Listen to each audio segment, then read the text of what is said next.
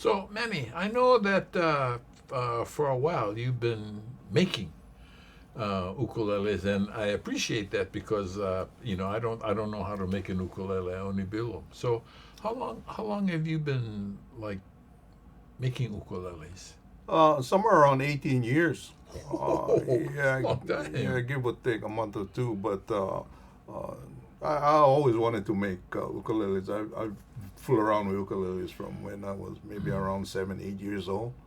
Oh, Yeah, all broken kind, walking around the street so even though you started about 18 years ago making ukuleles, building. Yeah, actually, the influence of ukuleles like started goes back early. to Yeah, childhood. Yeah, started early, and yeah, just like yeah. me, just like And me. then growing up, it didn't stick all the way to ukuleles, but ukulele was always on my mind, and the interest was all that time was how the hell the music come out of this small little box? Yeah. So yeah, So, so how did you learn to build? um, I took a Started with desire, right? I mean, you wanted to yeah. learn to Well, build. I always wanted to learn how to Ah, build and find out how the sound comes out of this small box. right. But growing up, getting married, life Yeah, got in the way. yeah. So Sometimes you got to take some turns. yeah, yeah. So only when I retired, then I kind of pursued it. Retired from what? I'm a retired sheet metal worker. Ah, so that kind of helped learning to build. Yeah, and the courses or the training that we get, the trade school training about layout and Right, different angles and right. designs kind of came into play, I think. Okay, so back to how did you learn to build? Uh, I looked on the newspaper Uh huh. on the back section, and then they have these adult education classes. So building ukulele. So I took one. Where at? Started at Kapolei High School, Oh, and the thing was that the guy that taught the class is a student of Mike Chalk.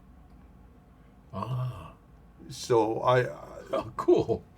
halfway through my first build, I started buying equipment, and the wife was going crazy. She said, "What are you doing?" I said, "I'm gonna make ukuleles."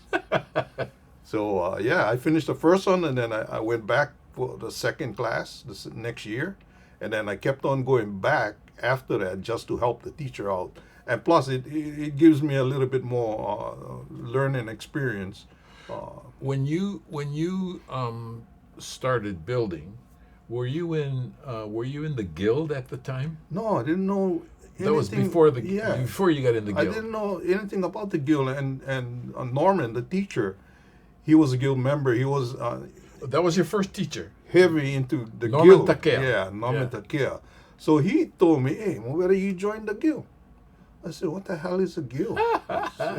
And then that's my first experience with the guild. But once I got into the guild, I was stuck and hooked. Cool.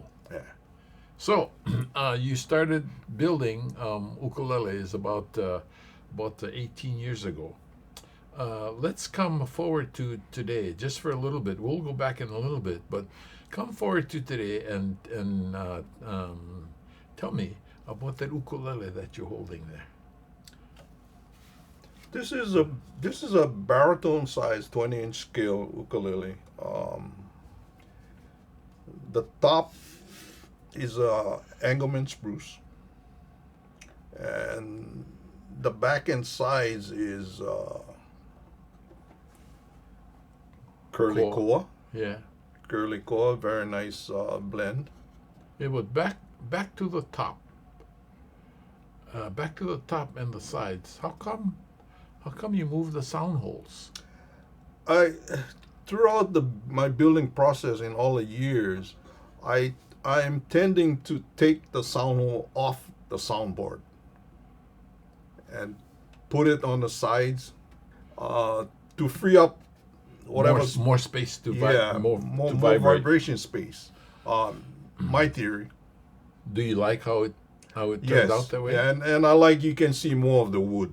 Got it.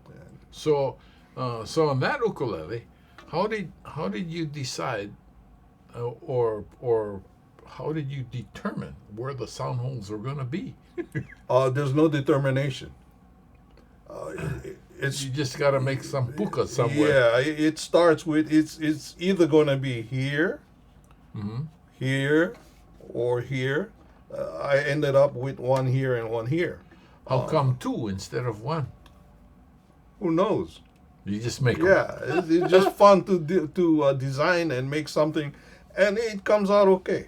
I mean, Well, I think one of the really wonderful things about your uke so far is that design-wise, in terms of creativity, it's so unique in the design because the top it's a beautiful instrument, but the top part looks different because there's no sound hole there, and how you decided where you were going to put the sound holes is really really cool. So,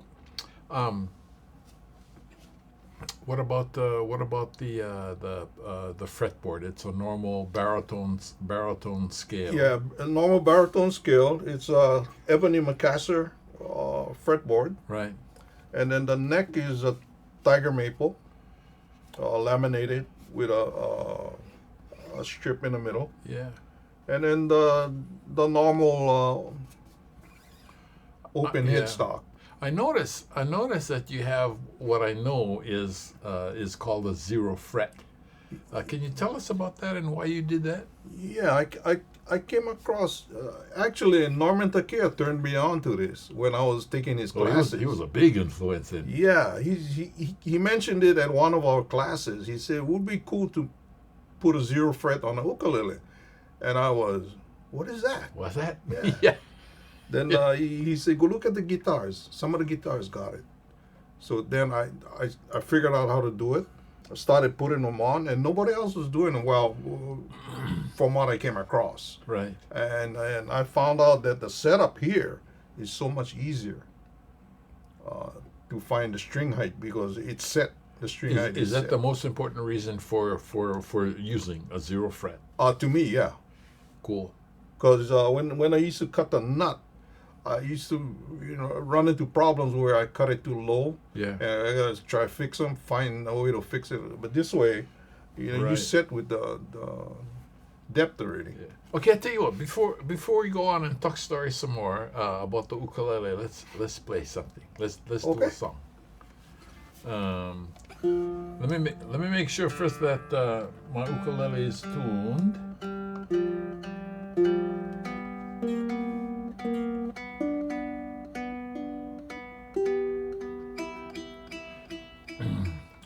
Okay, what song, brother? Lenani. Lenani? Linani. Yeah. See? Shoots.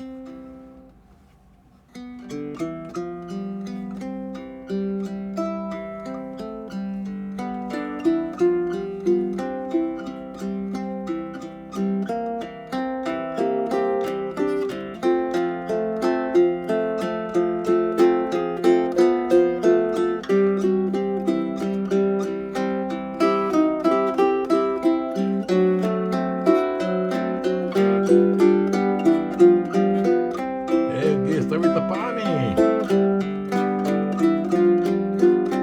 Take it away, brother. Auhe avale oe ku'ulei nani Hoi mai no kaua la e pili First again. Auhe avale oe ku'ulei nani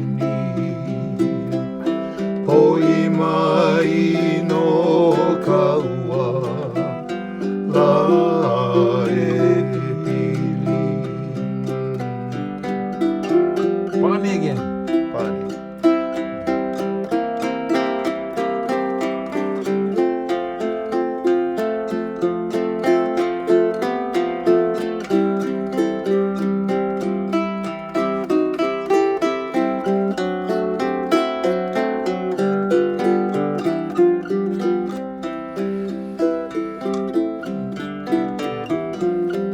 Aina. inayamay anakapuan na hoy maino kawa lae piling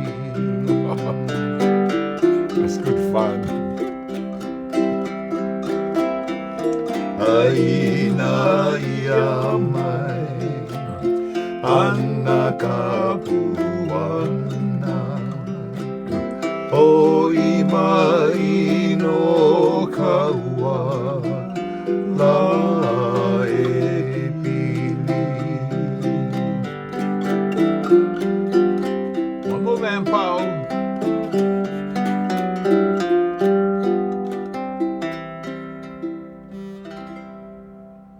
Oh, Eh. Manny. You know what? You as you talk about how your instrument is put together. One of the wonderful things about just playing is just to hear how all of that comes together in sound. And what I really love about your instruments is that they sound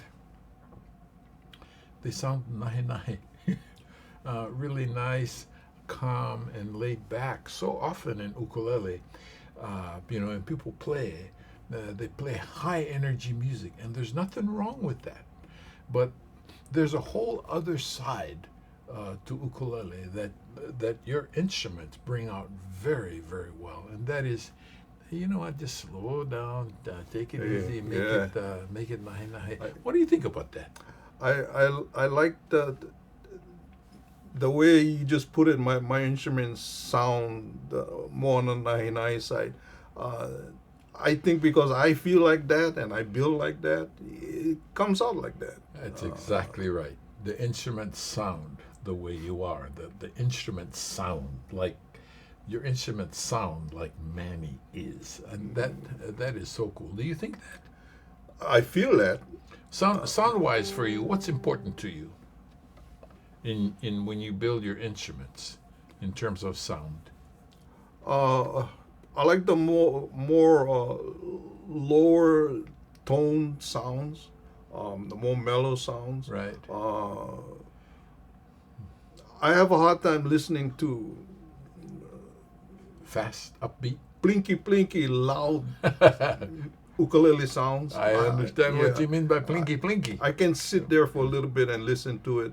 Yeah. Depend on the player, Yeah. but I can sit forever listening to some music like this. Yeah.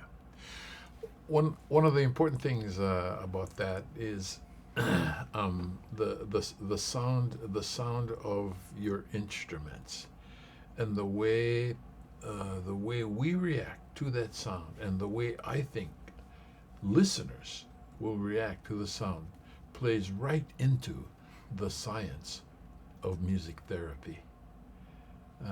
Because the reason for a science like music therapy is to help people relax, is to seek resolution. The best way to do that is, you cannot be uppity and go fast. Every now and then, it's just great to slow down. Mm-hmm. And the wonderful thing about your instruments is by slowing it down, you play to the instrument, and you actually give yourself opportunity to hear, to experience the music. Because sometimes, the plinkety music that you're talking about, which is okay. Mm-hmm. And the reason why that's okay is that it makes us feel good to play that way. But if we play that way all the time, we miss the opportunity, I think, of just slowing down and enjoying the music and hear what the ukulele is able to show us. Mm-hmm. Okay. So with regard to that ukulele, it's a baritone ukulele.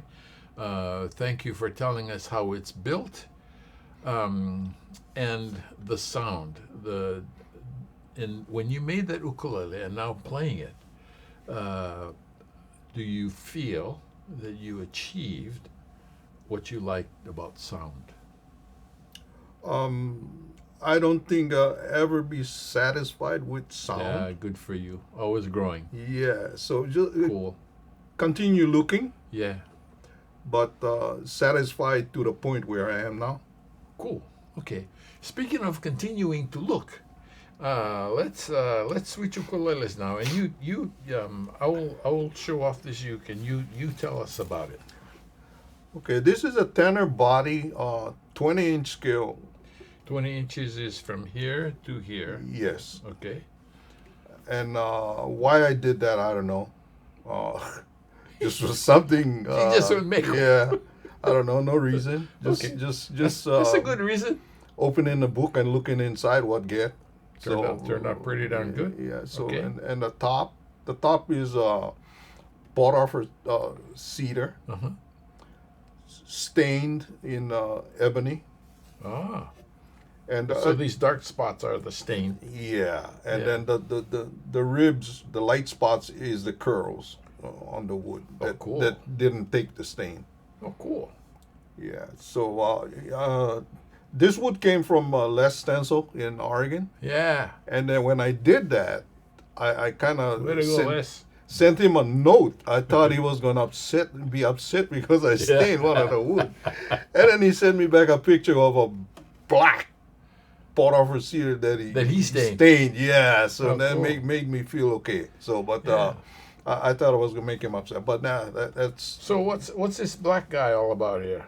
that's ABS plastic, polished, shaped and polished, to just depict a picking guard. Oh, okay. So it's planned as a pick guard. Yeah, Cool.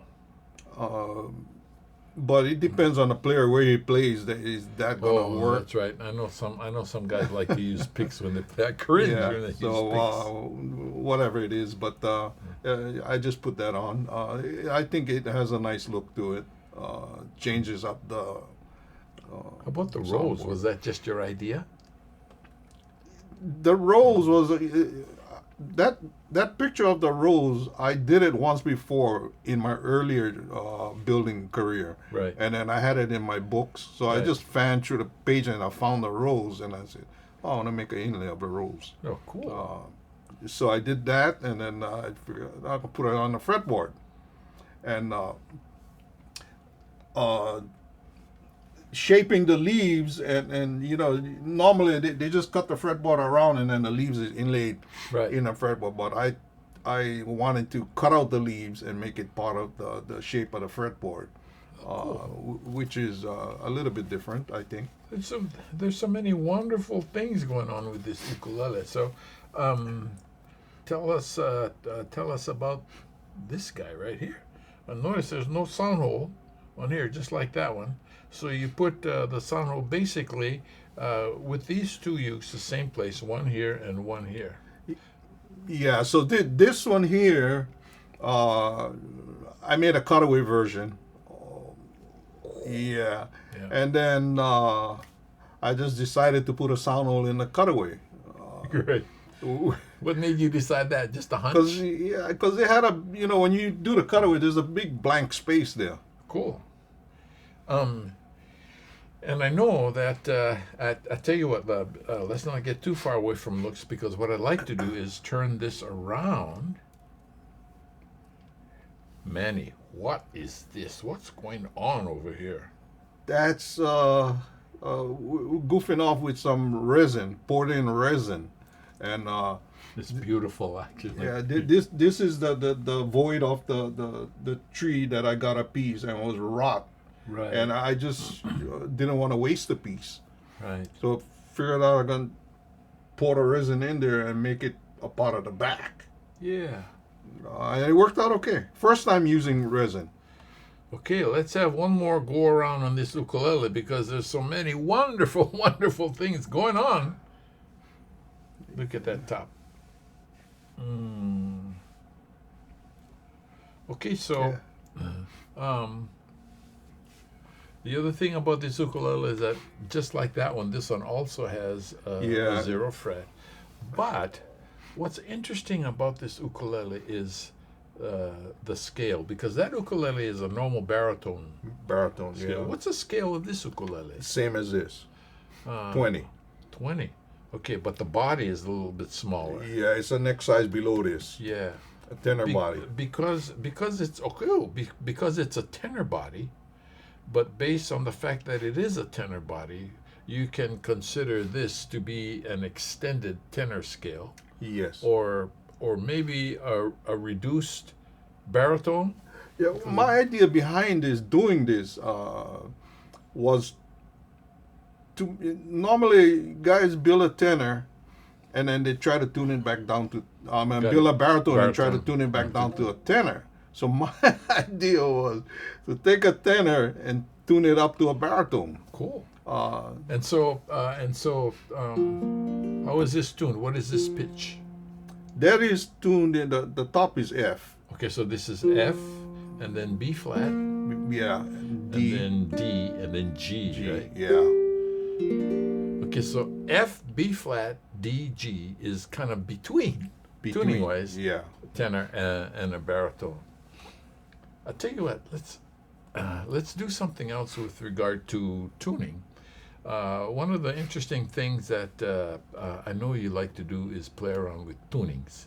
So now we know that this one is different, and that's a regular baritone tuning. But let's tune that differently Tune it to what you like, and then we'll play a song.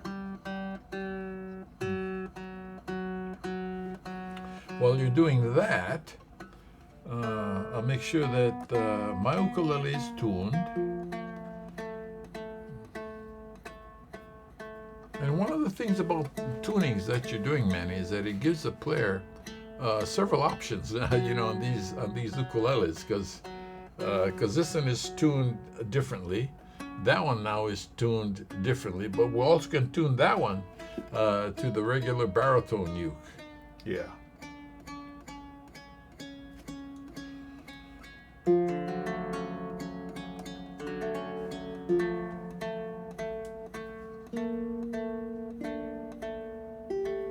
Oh, I'm ready.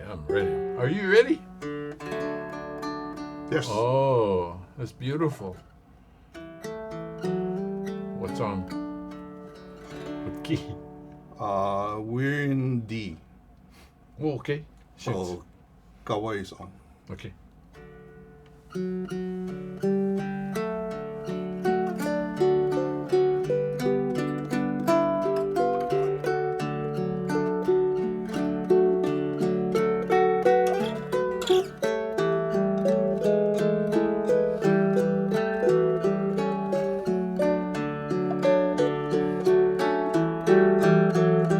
Go ahead, brother. First verse. Aloha e au, iku aina, ike kukila kila o vai ale ale.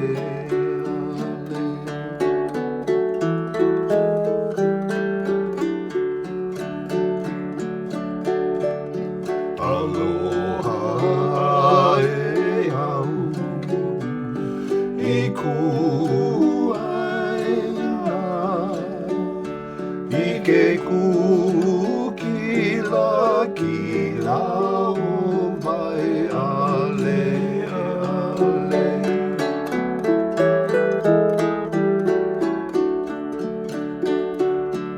Bonnie.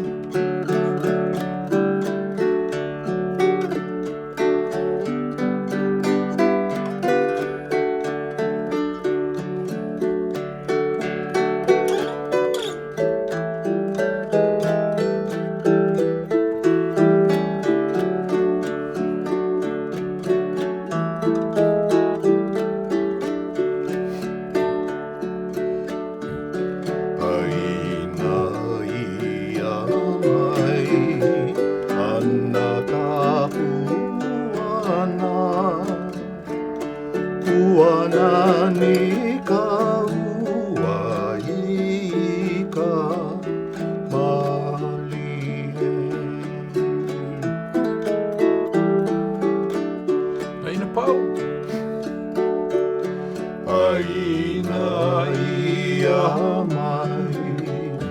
Anakapuana Uana ni kauaika malie.